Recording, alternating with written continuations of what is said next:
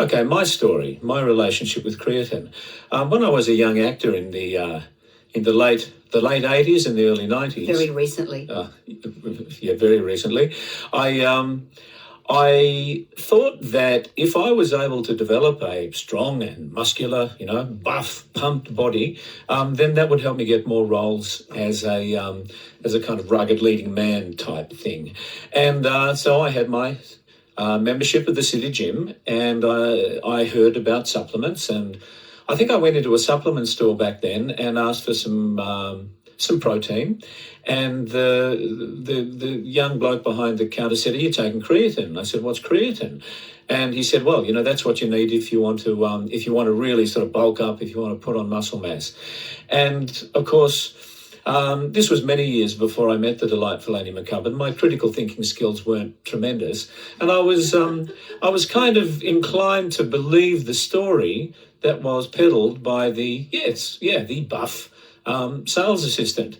So I think the brand at the time was Musashi, and Musashi is still a brand. It's still on the market. It's everywhere. And so I took protein. Extra protein supplements, I took creatine, I worked out at the gym, I did put on some bulk, and I've got no idea whether I should put it down to just the weight training or the protein or the creatine. I would love to know, because I still don't know. I still don't know whether I should trust it. You're listening to On the Mones, where we have conversations about hormones, midlife, and the moments that make us wonder, is it just me? I'm Kate. I'm a 48-year-old pharmacist and newly minted perimenopausal oversharer. This is where we talk openly about the changes we aren't prepared for, so we never have to feel alone in them again. I acknowledge the Camaragal people of the Eora Nation, the traditional custodians of the land which I am recording today. I pay my respects to elders past and present, and I extend that respect to all Aboriginal and Torres Strait Islander peoples listening. Always was, always will be Aboriginal land. Hello, friends. That was Logie Award-winning David McCubbin. I had the very great privilege of speaking with my dear friend and friend of the show, Annie McCubbin, who is the author of the Why Smart Women series, where she encourages critical thinking and explores why smart women can still make poor decisions. She is very interesting, so if you are inclined, you can hear her in more detail on her Why Smart Women podcast. I hope you enjoy our conversation about creatine, nicotine, and big wellness. So, hello, smart women, and welcome back to the Why Smart Women podcast. That was David McCubbin talking about his, a number of years ago, how he was introduced to this idea of creatine and the miraculous things that it could do for you. So today on the podcast, I'm interviewing or chatting with my friend Kate Thomas about a number of things, one of which is going to be the validity of the claims around creatine, because I, as you know, listeners, because I do bang on about it relentlessly, I do go to the gym. At the moment, every single person is shoveling creatine into themselves, and it's not just for muscle building, muscle repair. It's apparently miraculous and also helps with all the menopausal women's memory issues. So I guess I would like that. I would like the things that it purports to actually do. So I thought, rather than just being either fully positive about it or just reflexively negative about it, we could talk to Kate. Hello, Kate. Hello, Annie. Thank you for inviting me to chat. And I'm very excited to speak to you about this because I have a mechanism for you. And in the safe space that is the Why Smart Women podcast, I'd like to... And also your podcast, because this app's going to be on your podcast too, right? Yes, I'm going to put it up on my podcast as well, which is On the Mones. In the safe space that is the podcast studio, I'm going to admit to you that I am one of those people that shovels creatine. Please, can we still be friends? Oh, we can, because is it a good thing? Because if it is, I'm into it. I think that David was absolutely correct. So creatine has been studied since the 90s, and there's one mechanism that's being extrapolated to two different scenarios. So the gym scenario and then the cognition scenario. Yeah. Yeah. And this is what everyone's talking about. That's right. So originally, creatine is just to do with energy buffering, I suppose. In your muscles use a lot of energy. When you're at the gym, when you're doing short spurts of, of exercise, like weightlifting or sprint training or something like that. Your muscles are energy hungry at that time. And creatine so it's actually phosphocreatine by that stage, is like a rapid energy reserve. So instead of getting glycogen turned into energy, so normally you would eat food, you'd get the sugar from it. Like a carbohydrate. That's right. So your body would need to convert that by glycolysis into energy. So instead of doing that, ATP, which is the molecule in like the little transmitter, gets instantly replenished by phosphocreatine. So that's the mechanism behind it, is that you get faster energy from creatine. So it doesn't actually bulk. I mean, the other thing it does do is it draws water into the cells. So that's why you'll hear gym bros say that their muscles look bigger.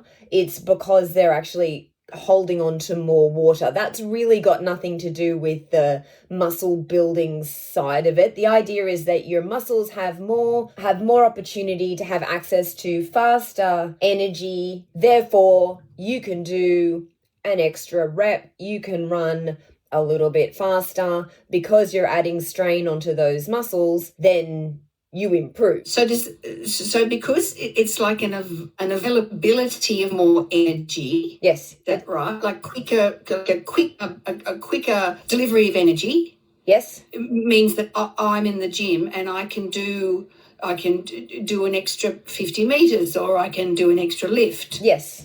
Is that right? That's right. So that means that you can put more strain on your muscle or your cardiovascular fitness, like whatever it is you're trying to improve, and therefore you get better. So according to David, creatine has been around for 30 years now. Yes, it's been studied since the 90s. I don't know how long it's actually been around. There's been lots of studies. So this current, almost, I would call it a hysteria. Yeah. Is because of the influences. Is that what's happened? Yeah, so I think what then has happened is that people have extrapolated that. So they've gone, muscles under stress when you're exercising use a lot of energy. Your brain is the thing in your body that consumes a huge amount of energy. It consumes something like 20% of your total energy output, your brain. Yeah. Therefore, if your brain is under stress, so you're tired or you're, maybe you have some menopausal brain fog, or maybe you're in the early... So I think that's where your wellness has become conflated. So originally the thought was that your brain uses a lot of energy. When your brain is under fatigue, so you're tired or you're thinking a lot, then it also needs access to faster energy. Creatine crosses the blood-brain barrier. So therefore, in the same way that your muscles have access to faster energy, so does your brain. That all sits really nicely together. Where I think big wellness have absolutely blown it out of they've gilded the lily. Is that the correct way of using that term? Gilding the lily is good. That's good. Over-egged that pudding is then... That's two metaphors in a row. That's really good. So good. That's because, why? Because I've had my creatine this morning. So then that whole...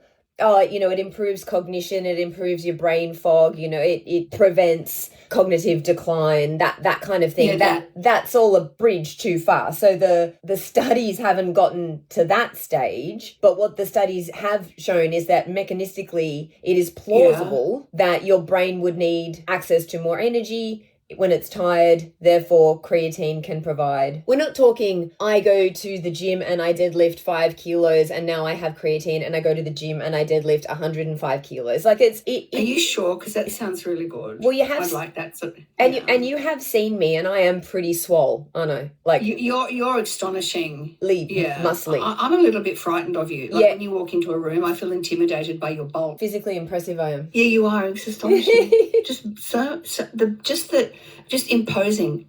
You're an imposing presence. I guess so with this, is it inferential? Oh, well. So we hang on. We've got the notion of it bulking up or getting quicker energy into the muscles and then holding water and then bulking up, right? And then is it inferential, therefore, because it crosses the blood-brain barrier, that it is also going to do that for the brain? Is that just inferential, or how do they reach that conclusion? They've done a number of studies. So a 2024 systematic review looked at 16 randomized controlled trials, so over 500 adults, and found that creatine had positive effects on memory, attention time, and processing speed, but not overall cognition or executive functioning. They're saying for people who are well, then you might get some benefit. But if you actually have a cognitive decline, so if you have a diagnosis of some kind of cognitive decline, then it's not going to slow or stop. So I'm just trying to think my way through it. So this trial they did, I mean, how robust was it? Because I guess, and who ran the trial? Yeah, so it was a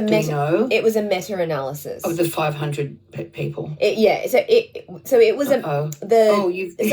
was a meta-analysis. So the meta-analysis where they go back and they have a look at all the trials that were done and they pull out the results and they have a look retrospectively. So, but no, you're right. It's not nearly like all of these things. They're not nearly as impressive as big wellness would have you believe. So when you have some gorgeous 20-year-old thing in the tiniest bike shorts and crop top at the gym lifting, with a perfectly ripped body saying, I take creatine and it helps me lift heavier and I'm going to remember things for forever. Of course it's not like that. Nothing replaces the boring things that we know work, like getting enough sleep, maintaining adequate nutrition, staying hydrated with water, and reducing the amount of alcohol that you consume. Shut up, Kate. Who asked you to come on the podcast? Who asked you? It wasn't me. No.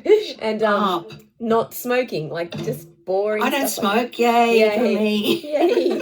Go me. And me. I'm awesome. Although when we get a chance to talk about nicotine, we'll wish we'd taken up smoking, because apparently nicotine's the thing that's going to cure everybody. Oh, the guy on that you sent me with the nicotine patches, weren't they? What is that? Oh, so he's I'm not even going to say his name because I don't want to give him any kind of free publicity, but he's huge on social media and he's got a number of different wellness lanes. But one of the things that he's constantly peddling is that nicotine is a proven cure for Alzheimer's and dementia. For what? Oh, a proven cure for Alzheimer's? Yes, a proven. So if my mother had just taken up smoking, she could have avoided that 20-year decline into the fog of Alzheimer's. It would have been awesome. Silly lady. So he's actually, he's not saying... Yeah, silly. He's not saying smoking. He's really talking about patches. Nicotine. The thing about it is, like all of these wellness things, Annie, is that they take something that could be mechanistically plausible, and then they just inflate it. Just stretch it out to become something that it's not. So I suppose they have looked at nicotine for cognition because because of the acetylcholine receptors, and nicotine is an agonist. So that's an actual mechanism. It also feeds into the dopamine reward pathways and the noradrenaline, which gives you alertness, and acetylcholine, which gives you attention and memory signaling. Well, that would be the thing about smoking, wouldn't it? Wouldn't you get a dopamine hit? Isn't that the whole... That's right. Cycle. Yeah, that's right. Better. Yeah, and it suppresses your appetite, which is... We know all of this. So then they've taken that and they've gone, well, if it hits acetylcholine... Oh, I know, if it does that. Yeah, therefore, nicotine must be a support in cognitive decline, and it is being studied, but there's no cure for dementia currently. None. Yeah, I know. It just seems like this inferential sort of extrapolation, doesn't it? It's sort of there's something and then I'll take it and I'll go, well, it's sort of naturally I'm just going to infer that does that, and then you extrapolate on that, and then you've got these mad wellness, as you say, over-egged promises, and we're just awash with them. If I can just briefly go back to the creatine, why do you take it? So I take it for a number of reasons. Mainly, well, I started going to the gym. I also, so for people who haven't seen me, I'm quite slight, and you're very little. And my family are all quite slight. I look exactly like my mum, who looks like her mum. So I can see the way, I guess, I'm going to age physically, and how is that? How are you going to age? Well, they're skinny little things. So for me, laying down muscle is really challenging. So I've never been overweight, but for me to put down even a tiny bit of muscle fiber, I find really, really difficult. So then I thought, well, to try and age as well as I can, be able to pick up things and, do the stairs and all of that stuff when I'm older, I'm going to need to be proactive about it. And to do that, I'm going to need to start now. I mean, probably earlier would have been better, but start now. And doesn't matter. That's right. And try and do the best that I can, which is weight training, all those boring things we talked about before, increasing the amount of protein that I eat. And then I went, well, look, creatine has been studied for a long time. It's really cheap, and I can tolerate it. So why not throw that in? Okay, I just want to ask a question on why not. This is the amount of reading I sort of do, and also just the things anecdotally I hear about people that have taken supplements and then end up with liver damage. Kat Mack, who is one of Richard Saunders' reporters. Oh, yeah. You know Kat Mack? Yeah. She had terrible, terrible damage from being treated by a herbalist. Yeah. Like terrible. Yeah. And she's been ill for years. So I guess my question is, because my gym has introduced all these new things. It's got creatine, it's got a pre-workout thing, and it's got some hydrating thing. I don't mind the hydrating thing, though I don't know if it's doing me any good, but I like sweet things, and it's quite sweet. One of my friends the other day took the pre-workout scoop of stuff into the water bottle, and then it happened 2 times in a row. She felt like she had ants crawling all over her body. She felt this really weird had a weird physiological response. And then we looked at it, and it had quite a lot of caffeine. Yeah. Now, can that do that?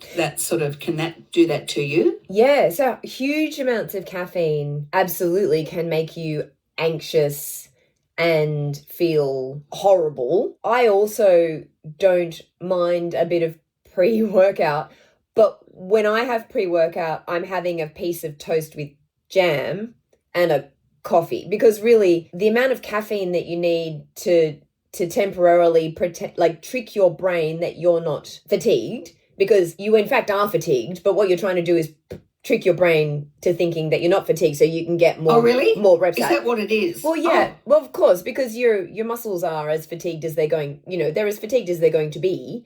But if you can get your brain to forget that they're fatigued, then you can lift that extra thing or whatever it is. And then the rest of pre-workout's just maybe a little bit of salt, if you want a little bit of electrolyte, and then a carbohydrate, because you need that quick energy, because otherwise you have to... Before the workout. Yeah, because otherwise you have to get all the fat molecules, like that. Accessing energy from your fat stores is really hard for your body to do, whereas accessing it from the carbohydrate that you've just eaten is so much easier. So, of course, your body prioritizes that. But isn't the whole weight loss thing, which, we're also just awash with, isn't the whole thing that people go to the gym so that they will be accessing the fat stores? Yeah, and I think is that right, or is that not right? No, that is what people think. But to to be able to access the fat stores, you have to practice doing it for a start, but also that's that whole calorie deficit thing, you know, as if you eat this and then you work out more, then you're in a calorie deficit and therefore you'll lose weight. And exercising is just not that efficient at burning calories. Like the amount of calories you get from a banana and the amount of calories you get from a gym workout are practically the same. You know, you have to go out and run for hours and hours and hours. Yeah. So, yes, I think people do think that, but that's not how your body's actually managing it. So on Saturday, I'm so suggestible. So we do this, you know, the High Rocks in the city. There's this big thing. It's all over the world called the High Rocks. And then my gym is having a small in-house High Rocks. And then I was saying to someone last week, someone said, can you believe people our age are doing the High Rocks? I'm like, I know. And then, of course, the next day someone said to me, do you want to do the High Rocks? I said, yeah, sure, I'm in. So that's me. That's the way my brain operates. That's awesome. So stupid. Anyway, I'm also doing it with someone half my age as per. But anyway, so then someone said to me this morning, you should be having, because there's quite a lot of running in it and I'm terrible at running. So someone said you should be having some toast and a banana or something before you go and do it.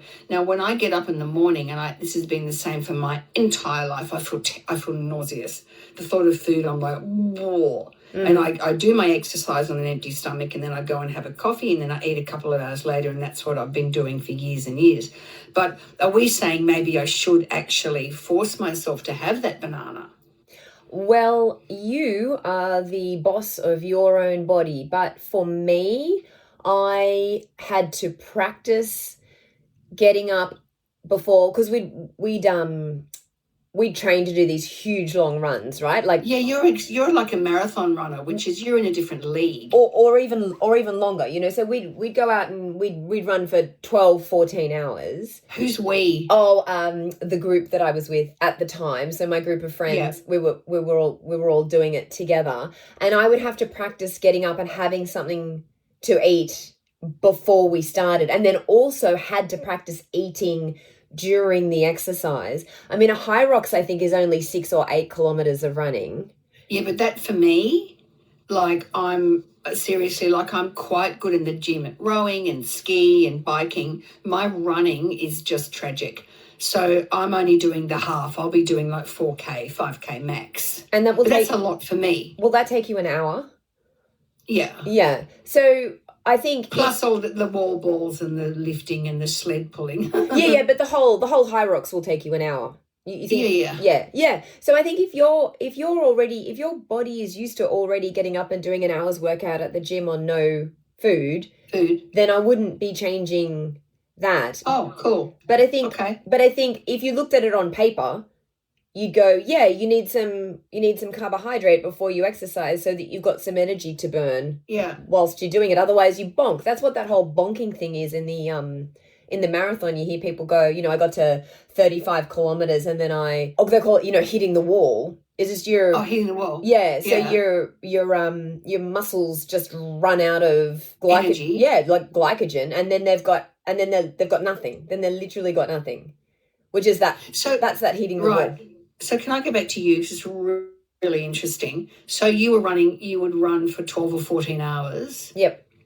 But what with little breaks? What's the deal? No. What if you do a wee? Right, yeah. So, I mean, obviously you have a break to do a wee, but no, we'd pretty much be going at a consistently, we call it go all day pace, so you can run along and still maintain a conversation. So cardiovascularly, you're not puffing, but that was an endurance exercise. And so over that period of time, you need to make sure you're taking in a certain amount of food to be able to move your body over that period of time. Okay, so back to you with the 12 and 14-hour runs. How many Ks is that? 50 or 60. So we go into the Blue Mountains and do trail runs. They were always trail runs and sort of interesting to look at and and just interesting topography. And just being out in the bush and just being with your being with your girlfriends and just doing something that was a little bit mentally and physically challenging, because I suppose in my everyday life physically, what challenges do I have really? I don't have anything to overcome, like I'm not living in a war-torn country, I don't have. Yeah. So to get some mental resilience, I've sort of got to go out and look for some tough things to do. And would you say that it has provided you with that? Some mental toughness? Yeah, absolutely. So how does it translate into your life? I can absolutely think I'm about to go and do something that I don't want to do, or I'm nervous about doing something, or something's going to be challenging for me. And I can say, but do you know what? You have carried your bike up a mountain in Malaysia with your knees, like up to your knees in elephant poo for 15 hours. If you can do that, you can do this. And my brain goes, you know what, you're right. And so that's very, very interesting, because, there's these, because I've worked in the corporate sector for such a long time, and there's a lot of team building exercises, where you'll have to there'll be sort of an activity that is challenging. And I always used to look at it and go, I wonder if this actually translates, because there's not a lot of follow-up on it, there's not a lot of data that they collect afterwards. It's like people that do sort of intensive 7-day internal exploration of their childhood and their patterns, and they come out of it going, oh my God, that was just incredible, and I hit a mattress and I cried and we all love each other and it's just really beautiful. Mm-hmm. And I don't think there's a lot of data collected on long-term changes, on actually has that affected your life. And it's interesting to hear you say, in a positive way, and it's interesting to hear you say that you have something challenging to do, and then you actually specifically use that event like as a juxtaposition. And if I can do that, then I can do that. And I find that very, very interesting in terms of resilience, because resilience is the new black right at the moment. Yes. Well, even when I sit down on an aeroplane, I mean, you know how much I love to sit still. So yeah, me too. I love it. I hate sitting still, and I don't like being cooped up. So if I have to sit on a long haul aeroplane flight, I can get quite anxious about it. Antsy. Yeah. And now I can sit down and go, do you know what? You have carried your bike for longer. Or do you know what? You have sat in a kayak for longer. And if you can do that, then you can endure this. Then it just becomes an endurance, an endurance exercise that I know I can do. Well, you're making me feel better about the fact that because I'm so highly suggestible and say yes to everything, that I said yes to the high rocks. Yeah, you should. And it's good, because this morning at the gym, he was like, who's doing the high rocks? And me and the 30-year-old put our hands up. I thought it was interesting that we're both asthmatics. I quite like that. I said, look, the asthmatics just, we win. Is that your team name? Yes, the asthmatics. That's right. It's funny. The heavy breathers. You'd better, you can take it easy today. I was like, what? I can what? Why would I do that? He said, you don't have to, when it says, go for this run, you can just sit on the bike. I was like, I don't think so. I'm a special athletic asthmatic person, and look what I'm allowed to do. But I thought that was quite funny that we were given special dispensation. That's because I'll probably just be like, I am the slowest runner at the gym. Doesn't matter. Doesn't matter. Doesn't matter. And also, who cares? Because it's not as if you're going to go and represent the country. So really, but aren't I? Who cares? Well, maybe you are. Huh? Maybe. Aren't I? Maybe you That's are. really negative of you, Kate. Oh, that was my aim. Yes, I know I'm not going to represent the country, so what does it matter? It's the fact that I'm doing it. Absolutely, of course. I mean, it's like showing up, right? Isn't that the whole thing? Yeah. Okay, so I'm just going to want to wind this right back to the beginning. I have one more question about the creatine and also the sups. They call them the sups. Drives me insane. Who's got the sups? You're buying the sups, you're taking the sups. Oh, God. So the sups, the supplements, this is my concern, is how do we know where they're manufactured because of the lack of oversight by the TGA? Yes, and that is a legitimate concern because I was reading an article, I think it was on the TGA website because that's how cool I am. And you're so cool. It was about, they'd looked at melatonin supplements. Oh, yeah, I know. Because melatonin, really shit. And melatonin is quite highly regulated in this country, but in America you can buy it literally everywhere. And they had a look at a whole bunch of different products, and the variation in what the label said and what was actually in the product was wild. So some of them, some of them had icing sugar, and some of them had 10 times the amount that had been advertised on the label. So buying supplements online is like the Wild West. Yeah, I know. And my friend, Kat Mack, who's the reporter for the Australian Skeptics, she's a Canadian, and you probably never heard the ep, but she is an asthmatic, and she went to a herbalist, and he gave her this drug or this herb or whatever it was, the tincture, the herb, the sup, and she felt incredible. Like, she felt so much better. It was amazing. And then she began to have some very weird symptoms and became quite ill. And they worked out that what he'd done was crush up prednisolone, and she was taking 120 grams of it a day. Milligrams. And like when I take prednisolone, it was like 20 times the dose that you should take. Shit. But she was doing it, Like, what would I take? I think I take 50 grams and then 25 grams and then 20. No, she was on like 300. It was like an incredible amount and consistently daily. Oh my God, she hadn't slept for a week. She just ruined her. Yes. She's never recovered from it. No. So that anecdote has really stuck with me. So then I look at this supplement and I go, well, where's it manufactured? How do I know? The TGA do not have, for the overseas listeners, the TGA is the Therapeutic Goods Administration here in Australia, and they just don't have the resources. They don't have the resources, and also they can't control what you buy, because when you buy something from overseas, you become the importer. Then you're taking responsibility for it. The thing that, I've said this to you before, Annie, but I will keep saying it until I am blue in the face, is that if someone is telling you that something has an effect, then it also has the potential to have a side effect. And if someone is trying to sell you something that has no side effects, then you can be pretty sure they're either lying or it has no effect. And people need to think logically about what they're putting in their body, because everything's a chemical.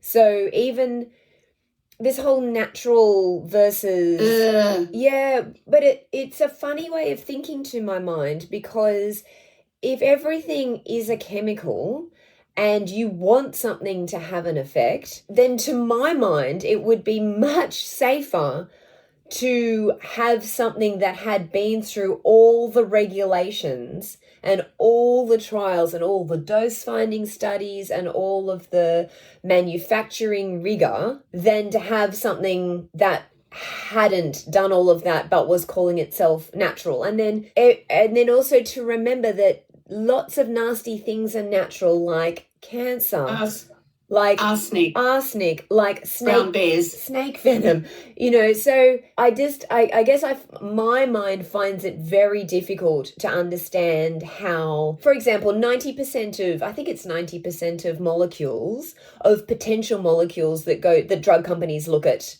developing, 90% that look promising end up failing for whatever reason along the process. Yeah. Now, that's on purpose. That bar is high on purpose. On purpose. It's the appeal to nature bias. It's massive, the appeal. It's everywhere. It's like all natural. But the thing is, you have a scientific brain. Most people don't. And we think in broad brushstrokes. And we think in polarities. And good, we think in black and white and good and bad. So you've got big pharma bad, big supplement good, wellness good, big pharma bad. Yeah, and I don't fully understand how that narrative... I mean, I think in America it's probably quite different, and I need to keep reminding myself that the American system is very different to the Australian system, and that in Australia there's no remuneration for the prescription of medicines by doctors. I have to keep reminding myself of that because, of course, in America, I think that you can get kickbacks from pharmaceutical companies. Yeah. Which then erodes that trust that you have with your prescriber. And I understand why it would, which is exactly why we have these laws that mean that we can't do that. People also really need to understand that big wellness makes much more money than big pharma. Not that I'm saying big pharma is... Five times, but I'm not here saying big pharma is altruistic and angels and they're out there for the It's just better testing. It's just better testing. It's better testing and evidence. It's better testing and better data. It's just better testing, better data and more rigorous. But trying, the amount of cookers that I follow that are like their baby gets sick and then people are going, what you've got to do is just strap an onion to their chest and then give them some ivermectin and then use some aged urine. Yes, it's like what? It's just that aged urine thing is just going frigging off. It is. That was a good pun there, Annie. It is going off, and I think also I would like people to think that when they're saying, well, there's not enough money to do these tests in big wellness, then my response to that would be big wellness makes so much more money than big pharma. There's plenty of money. Plenty of money in big wellness. They just don't have to because they're not legally required. That's terrible. Right. It's terrible. So how would I know? Let's say because I would like to have a bit more energy at the gym. If you're buying from overseas, then... No, I would never. Yeah. I would never order something. But there's, my gym has a product line. Yeah, so... I could buy it. Of course you could. And where's it come from? How would you know? I don't know. I mean... How do I know? Well, and the other layer on top of that, which has been front of mind because my friend is an advocate in modern slavery...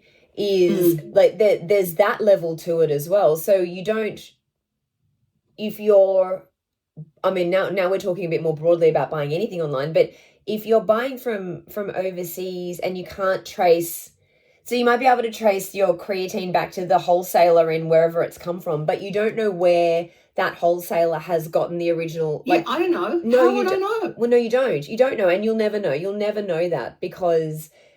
So you'll never know if it's the purity of whatever's going in, but you'll also never know if there's been modern slavery or if the environmental impact. Like you will never know. It's just honestly, we're in the hands of the Philistines. It disturbs me. Yes. I just go back to drinking iced water. I thought you were going to say champagne. I thought you were going to say go back to drinking champagne. Well, I do as well, but not in the morning. No, I wouldn't. You've got standards. I have because I've got weird. Rules that I adhere to pretty stringently. I don't drink in the day at all. I don't like it. Isn't that so weird? No, it's not. I just don't like it. I don't like it particularly either. Chiefly because I just feel like I need to go and have a snooze. Me too. I'd be no company because me too. I'd have a drink at lunch and then I've got to go immediately to sleep. Yeah, it's me too. And I then I get a headache, so I don't commence anything. And my friends know never to invite me to go out for an afternoon drink because I just won't do it. I will have a glass of wine after 6. Yes, yeah. Because then I can go to sleep at 11 and it's very nice. 9:30. So on that note of it's very nice to go to sleep after a nice glass of wine, I have about 700,000 questions that I have to ask you, just generally. So please, can we do another joint podcast very soon? I love chatting to you, Annie. I always love chatting to you. And I love that you're sitting in front of, is that a gold logie behind you? Silver. It's a silver logie. Where is it? It's always in shot. It's not my logie. It's David's logie, and I had just started going out with him just for overseas visitors. Annie, get a grip. Overseas listeners, The Logies are the Australian sort of TV awards anyway. And I just started going out with David, and he was very young and spunky. He'd been taking the creatine, and it had really worked for him. And the protein. And the protein. And he was in a mini-series called Jackaroo. Yeah. And he was the lead. Woo. In fact, interestingly enough, the first time I ever heard his name was on the television, said, and coming up on Channel 7, we have the mini-series Jackaroo starring David McCubbin and Annie Jones. And I thought, I wonder who David McCubbin is. Anyway, 32 years later. Anyway, so I went down with him to the Logies in Melbourne.